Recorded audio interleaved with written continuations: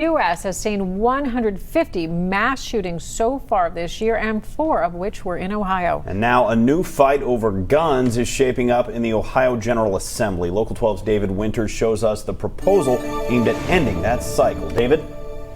Adam, none of this legislation really broke new ground. In fact, much of it had already been introduced in the past and failed. So I had to ask. What makes you think that this is going to pass this time? Whether or not this passes is totally up to the Republicans to decide that they are okay with blood on the streets and carnage. Up to Republicans because they have a supermajority in the House, and even after the mass shooting in Dayton, our Republican governor couldn't get gun legislation passed. The one non-legislator on the call was a gun violence victim. He shot Robert twice, once in the back and once in the back of the head. Robert died on the way to the hospital. John shot at me, but missed. And then he shot and killed himself.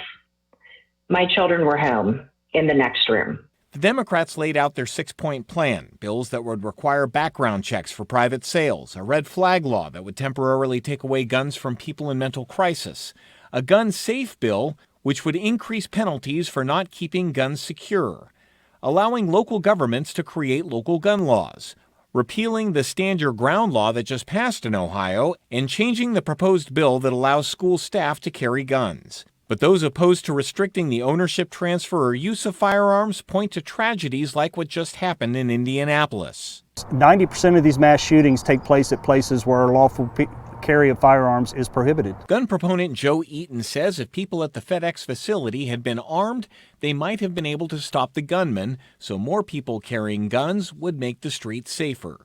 There are more guns in the United States than any other country in this world, and every year gun violence continues to be a plague on our communities. Plague or not, the Republican lawmakers I spoke with today say the likelihood of any of this legislation passing is a shot in the dark. The definition of insanity is to keep doing the same things and expect a different result. So I think that was a press conference for show.